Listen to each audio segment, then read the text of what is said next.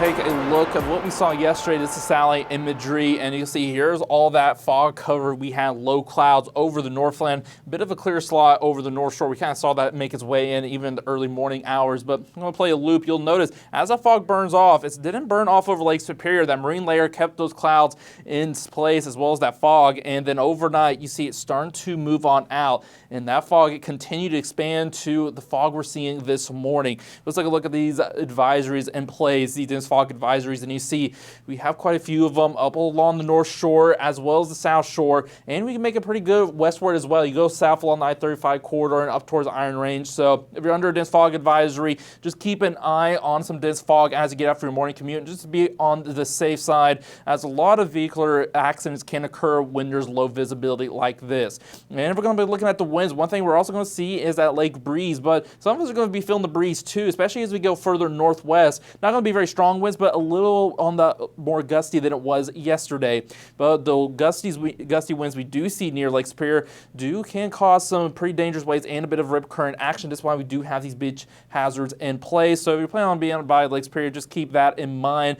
So as we go later on today, we might already seeing some rip currents early on today as we see a decent amount of wave action. And if you look at our temperature forecast for today, it's going to be similar to yesterday. As you go further inland, we're talking about low 70s for those highs. Once you get closer and by Lake Superior, staying into the 60s for those highs. Maybe some spots here and there staying in the 50s, depending on that cloud cover, and see how much it wants to linger along the coastline. And as we start to head into our Friday, it's going to change a little bit. Now we're still going to have that lake breeze keeping the coastal areas a little cooler, but notice to the south, we're starting to see warmer air make its way back in. We're getting to the mid to upper 70s potentially in some spots, and this is going to be the only sign of some change to come. Look what's coming in as we start to head later today. We're going to have a bit of showers and storms make their way into north central Minnesota. They're going to try to push through the air ahead, but then as we get into early Friday, we're going to have another storm complex try to make its way on in. And again, this is mostly going to impact northern Minnesota as well, though we can see some rain start to make its way into northwest Wisconsin and the UP. We do have a marginal risk for some severe weather around International Fall as we get later today going overnight, and this is wind driven. Low chance, but we can see some gusty winds and potentially some damage winds from some of the storms we do see. Now look at the precipitation totals overall. Again, northern Minnesota seeing most of the action, a few tenths of an inch of rain possible. Some spots possibly get up to an inch or more, so it's not going to be like the rainmakers from a couple days ago, but we're probably going to see a bit more action in northwest Wisconsin, especially in the UP as well as I expect, especially as we get overnight Friday.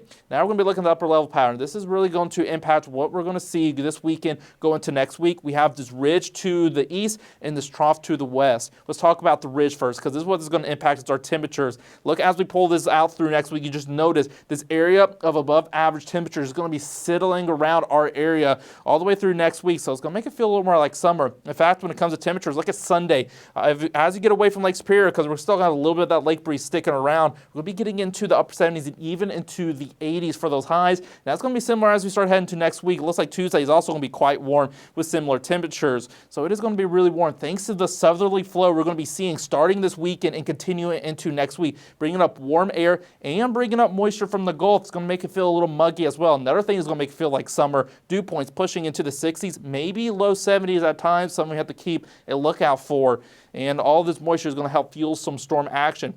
Looks like it's going to really pick up again as we get into Monday as the disturbance pushes out of the west, so we can see some scattered showers and thunderstorms. And it looks like as we get into Wednesday especially, we can see the action pick back up. Probably going to see some shower and thunderstorms Tuesday, but it looks like Monday, Wednesday are the 2 days we're going to see most of the action, and might continue to see it through the week. So next week is going to be summer-like and overall pretty active with that weather. And if you look at our 7-day forecast today, it's not going to be quite summer-like, especially by Lake Superior with the coolness and some of the fog we're seeing this morning, but be ready to enjoy probably one of our last stretches of summer as we get into next week before fall really sinks its teeth in.